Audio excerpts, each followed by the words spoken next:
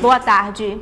Na tarde desta terça-feira, o Instituto Municipal de Planejamento Urbano anunciou uma reestruturação da Avenida Djalma Batista, uma das mais movimentadas aqui de Manaus. No projeto estão obras como a construção de passeios públicos, recapeamento asfáltico e paisagismo. A reforma deve custar 15 milhões de reais e já começa a afetar os comerciantes da área.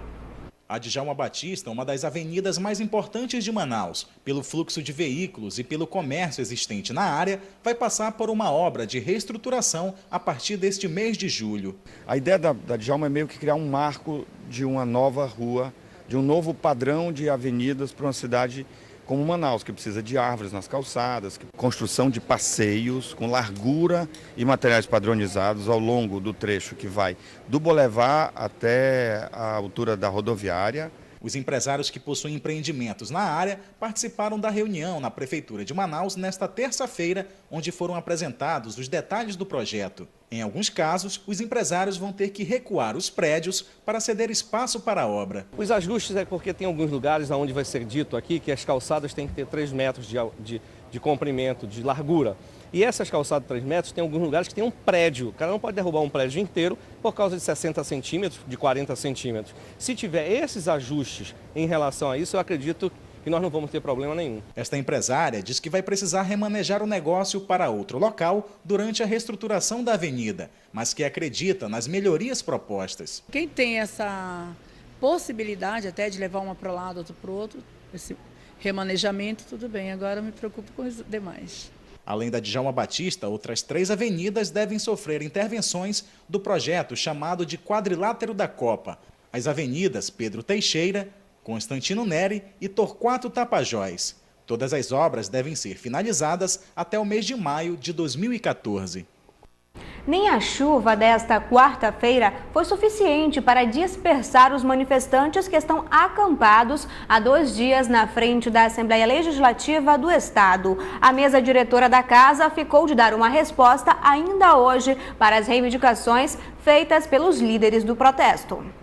Redução dos salários dos deputados, fim dos benefícios do cotão e um aumento de 3 para 5 sessões semanais são só algumas das 18 pautas que constam em uma carta entregue pelos manifestantes da União dos Movimentos de Manaus ao presidente da Assembleia Legislativa do Estado, deputado Josué Neto. Ele pediu aos manifestantes um prazo de 24 horas para analisar as reivindicações. Responder pauta ou atender as reivindicações, né? Na verdade, nós vamos responder a maioria. Nós estamos dentro aqui da casa, nós sempre nos limitamos a atender essas especificidades sempre dentro da lei. Um grupo de aproximadamente 20 pessoas está acampado na frente da Casa Legislativa desde segunda-feira. Nem a chuva que cai nesta quarta-feira em Manaus conseguiu tirar os manifestantes que estão acampados aqui na sede da Assembleia Legislativa do Estado.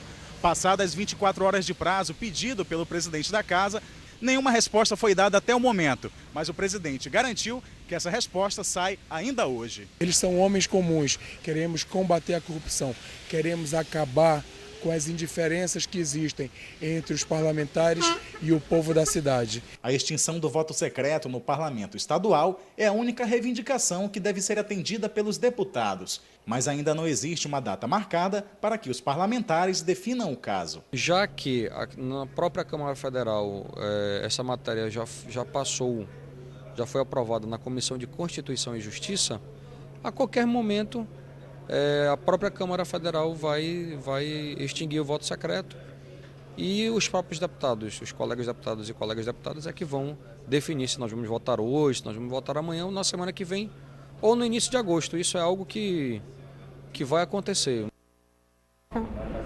Os manifestantes informaram que o presidente da casa, Josué Neto, não respondeu ao prazo que havia solicitado. Apenas a subprocuradora da ALI encontrou uma carta aos manifestantes, entregou, na verdade, uma carta a esses manifestantes, um documento que, segundo os próprios manifestantes, não tem nenhum valor para eles, já que não foi o presidente quem assinou esse documento. E por conta disso, eles decidiram acampar em frente à casa do governador governador do estado, Omar Aziz. Já a Assembleia Legislativa do Estado respondeu agora há pouco em nota que 90% das reivindicações desses protestantes não diz respeito à ALI, são de competência tanto federal quanto municipal. Portanto, eles não têm o que fazer em relação a essas reivindicações.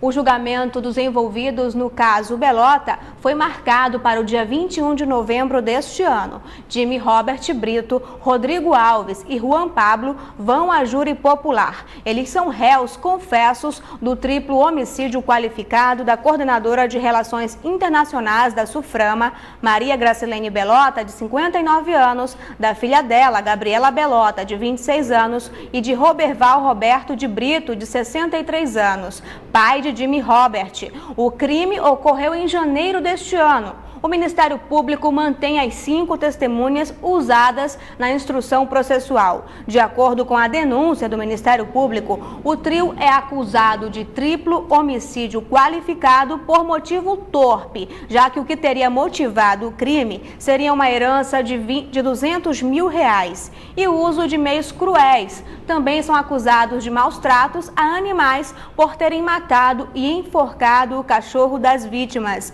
Rodrigo também vai responder pelo estupro de Gabriela Belota. Caso sejam condenados por todos os crimes, a pena de cada um pode chegar a quase 100 anos de prisão. E 3 detentos escaparam na manhã desta quarta-feira do Instituto Penal Antônio Trindade, o IPAT, localizado no quilômetro 8 da BR-174. De acordo com informações da Sejus, o trio escapou durante o banho de sol. Eles teriam pulado o alambrado da unidade prisional e fugiram em direção à mata. Ainda segundo a secretaria, imediatamente a polícia foi acionada para iniciar as buscas. Até o fechamento desta edição, foi informado que apenas os detentos Janderson de Oliveira e Fabrício Medim da Silva haviam sido recapturados. O detento Johnny Brito Ramos continua sendo procurado pela polícia. E veja a seguir, pedestres reclamam da falta de educação dos motoristas e pedem mais faixas. E ainda, mesmo sem jogar há um mês, Nacional treina de maneira intensiva. Um dos jogadores se machucou durante o treino de ontem e vai ficar fora por pelo menos quase um mês.